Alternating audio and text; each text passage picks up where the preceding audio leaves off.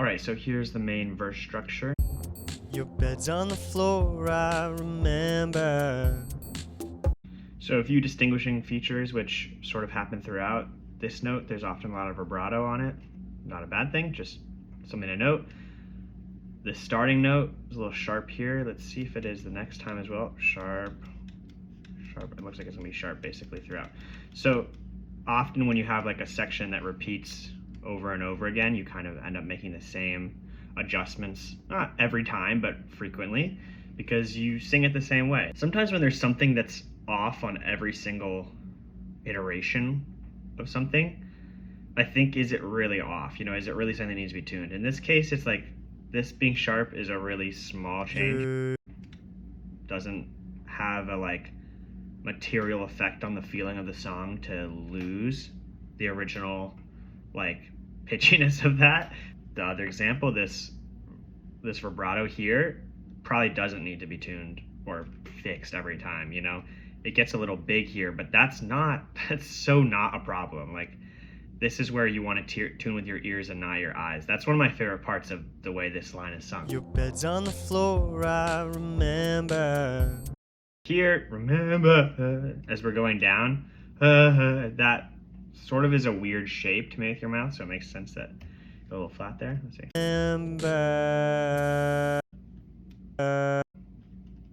Remember. That's not right. Remember. That's not right. What am I trying to do here? Oh, is that the note? I'm not even sure what's wrong. I didn't look at this ahead of time, so I am doing this blind. On the floor, I remember. No.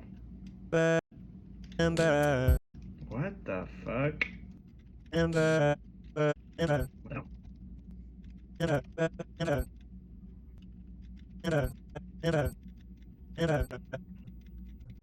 I remember. Yeah, it's not too bad. Your bed's on the floor, I remember. Yeah, just turn up the background music and then you can't really hear what you did. Perfect. It's sit in my sit in my mind that it in. These don't really matter. I know I just moved it. That's sort of a bad habit of just like, that was tuning with my eyes, right? Like this looks like it's not in the center of this. If we look, it's way off, right? But this blob doesn't represent the full truth. We have to think about the blobs as handles, not as the pitch.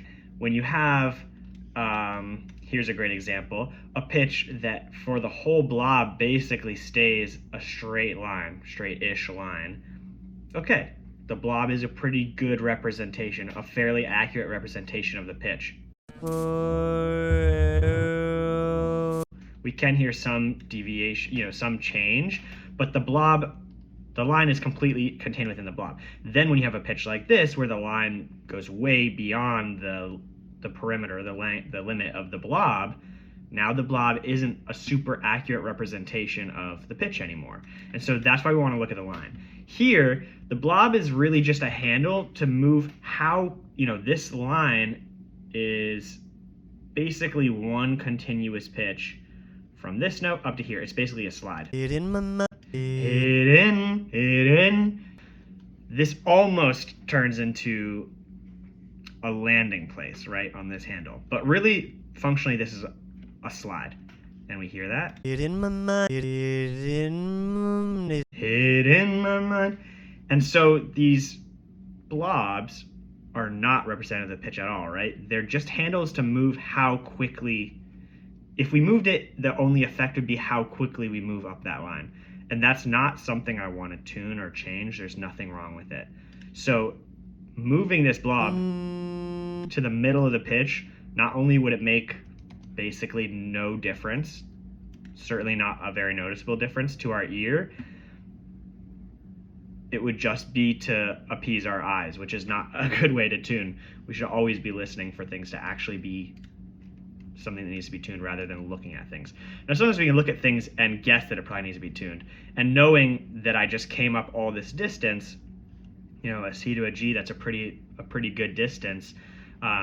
and I'm looking at this and I can see that it's a little sharp and then comes down and resolves, the rest of this line resolves to the pitch. I'm guessing I'm gonna need to put a split here and tune this down, but let's listen to it and just see. It in my mind. It's not super noticeable, It in my mind. but that is better. So I'm gonna stick with my guess. My mind, therefore. Now, when we come down here, we went a little far, so I'm just gonna split this into two separate blobs and tune that one. Mind, therefore. And really, the main issue is here, because this is a little wild with the vibrato. That's not so much what was bothering me, it was just that it was going a little flat. Let's see. And there forever. Yeah, for some reason, the vibrato going sharp rather than flat how it was before is less, it bothers me less. Maybe that's a stylistic choice. It's not necessarily right or wrong. Forever. Make sure we get all the way up there. Forever. And then, yeah, again, more vibrato there. I like it. Let's leave it. I saw your face in your father.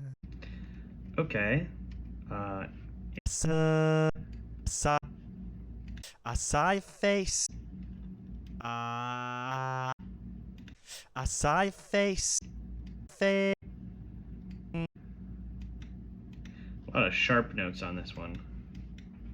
I saw your face in your father.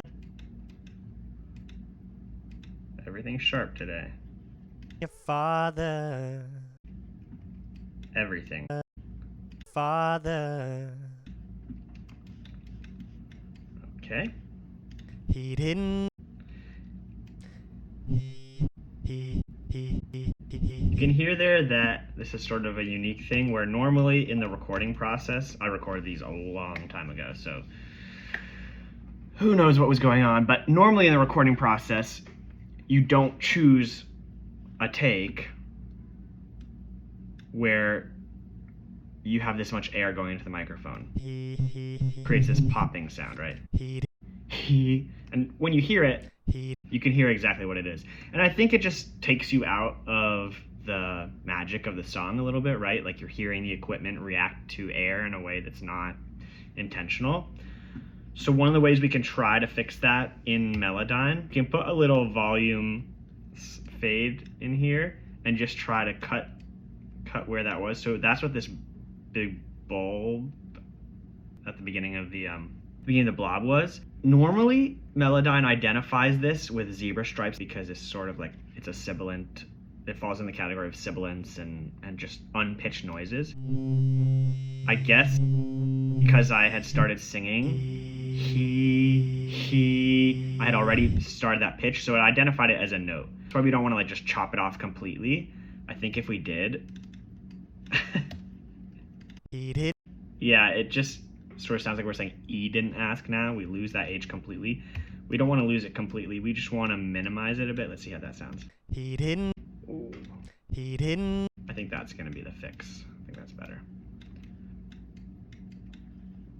He didn't ask, I didn't. Whoa. Whoa. You didn't bother to what? Sing the pitch? I didn't bother. Yeah. Didn't bother to sing the right note. Now when we brought this one down, you saw there was like a big change right here. So whenever we make a tuning change, we want to look at the notes around the change we made to make sure they didn't get messed up too much. So this is going to come way down, and watch right here as I move it. You can see right down in this area that the pitch around the note is going to get affected too. And we don't want to add this big dip here. So one of the tools Melodyne gives us to counteract our changes is the smoothing tool in between the blobs. This is tuning. This is an artificial thing that didn't exist before. We're creating a new pitch. But by creating a pitch that goes like this instead of like this, it's going to help blend that change we made. Every change we make is artificial to some degree. It's just about making artificial things that actually sound natural. Let's see what well, we did. Ask I didn't buy. Not great. Okay. This note is also supposed to be lower. I think it's I didn't. I think it's supposed to be down there, so that might solve our little issue. Ask I didn't buy. Still sounds a little Ask I didn't buy. artificial. Let's zoom out a little bit and listen to it in context with the rest of the line. He didn't ask, I didn't bother. Also, He did. I did not fix that H at the beginning. Let's try to add a little more. He didn't ask, I didn't bother. Okay, and yeah, that didn't bother me as much. There is still a little bit of that H in the he. This note sounds a lot more natural. I'm going to move on and say this is good. That little bit of air in the H that's still there is probably going to be hidden once the track is in. Let's see. He didn't ask, I didn't bother. That's fine. I didn't bother. If we're being picky, Bother. that's a little nicer for that little run there. And let's move on. 'Cause I'm running. Now this is the pre-chorus section. So we've got a new shape. 'Cause I'm running. Interesting. Okay, so that's gonna be a little down, a little up. I'm gonna leave this where it is. This blob is confusing. It makes it look pitchier than it is. If you look at the line, it stays pretty, pretty even. Running. And I'm doing sort of a stylized thing. So we don't want to mess with those things too much. Just because it looks a little weird doesn't mean it sounds too weird. I'm running. Now here came in a little sharp. We could try to just move it down. Running. But I think that this dip is too much and we need to even this out. So we could try, this is the less invasive measure. Let's try this first. Running. Yeah, I'm gonna go with that. The alternative is to flatten it. Running. Which actually doesn't sound too bad either in this case. Running. But I think I'm gonna stick with my, surgical approach. Running. Yeah. That way. Whoa. Now this blob is centered, but the pitch just drifts so much throughout it that we really need to make a couple separate blobs. So I'm going to identify, it looks like really 3 different pitches to me. And once we cut the blob like that, the blobs recalculate the average of what is now within the blob, and you can see the line didn't move. The line stays consistent. It's just that the blobs are now identifying a new average. Easiest way to fix this would just be to select it all, double click it, and put it to the center. That way. In this case, it sounded pretty good. You want to be careful about doing that because you're just applying the same tuning to everything. This was a pretty even line. If there was more up and down wavy movement within the line, that tuning would sound less natural than it did. But this case, it worked well. I'm going to just drop that a little bit. Running. Let's see. That way. That way. Running.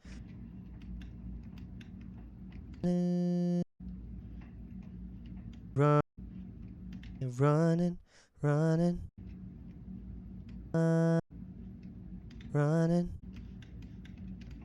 Okay. Let's go back to the beginning. 'Cause I'm running. That way. Running.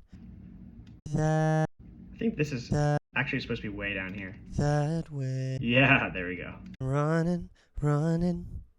That way. Also, I think this rushes a little bit. So what we'll do, you want to make sure this note up here is not selected. If it is selected, you can only change it by like the degree of what it is. Right now it's a quarter note, so you can only move this to the next quarter note. But when you turn it off, you can make much smaller adjustments like the one required here. And we want to make sure actually that we grab all of that. That was a really small distinction, but before I had only selected this, and look what happens right here. The note gets shrunk up, right? As we move it to the right, all this information right here is getting lost. Once we select this sibilant over here, which is an unpitched part of the recording, that's what's getting shrunk. And I'd rather change that because literally nothing's happening here. I'm taking a breath here. We can shrink that breath, that doesn't matter.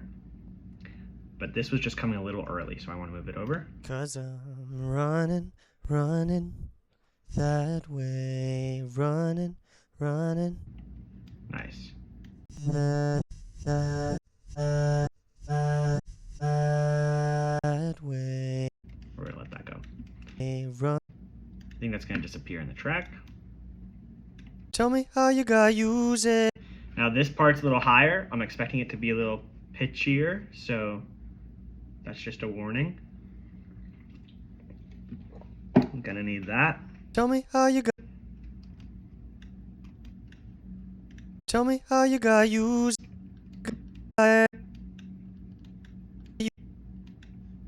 Tell me how you gotta use it. Use it. Use it. And how you never stop moving. Never stop moving. Now here's a little blip. This is like, what's the technical name for this? I'm not a good singer. No, I'm just kidding. This is like, as I was transitioning between the notes, this is a very lazy transition. This means my breath support wasn't good in that moment, and it's a little embarrassing. But anyway, the easiest way to fix this is to use this transition tool. Moving. That's gonna do the trick there for us. Moving. Moving. You can just hear it pops a bit. Moving. And then this line kind of descends a little too aggressively for me. Moving. Moving. But yeah, by making a couple changes around it as well, right? This was a little sharp, this was a little flat. We also just make this less noticeable. We're drawing less attention to the pitchiness. I'm gonna leave this all where it is. This looks good. Story's always confusing. Story's always confusing. It's not okay. It's confusing. Baby, what are you doing? Really want to go sharp when I hit this B flat. It's interesting. I think all, maybe except for the first one, were sharp. So that's another example of a pattern that keeps on repeating itself every time I sing the same thing. Baby, what are you doing? Baby, what are you doing? And that's like, those patterns are a good opportunity for you to learn something about yourself as a singer, right? That's one of the benefits of tuning your own vocals, is that you get to see your voice like mapped out. And obviously how your voice sounds matters most, but sometimes it's hard to hear yourself accurately. A lot of people have this experience where they listen to their voice recorded for the first time and they're like, oh, what the fuck? That's not my voice. That's horrible. And I don't experience that as much anymore. I think pretty accurately what my voice sounds, so it's less of a surprise when I hear it played back to me. But this is even another level of that, where seeing your voice mapped out can teach you a lot about your habits, where you're lazy, where you're great, and where you can be better. Baby, what are you doing?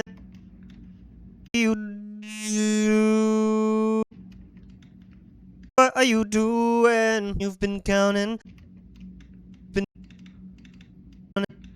is the first time I like really properly come to this section, so I want this to be really different. I'm gonna get rid of some of the sliding in here and just make it really, you've been counting on me. That's how this part goes, so I want this note to be really accurate. And you've been counting on. Whoa, and maybe let's tune those to the right note. And you've been counting on me. We can keep it that way. You can keep it Wow. that way.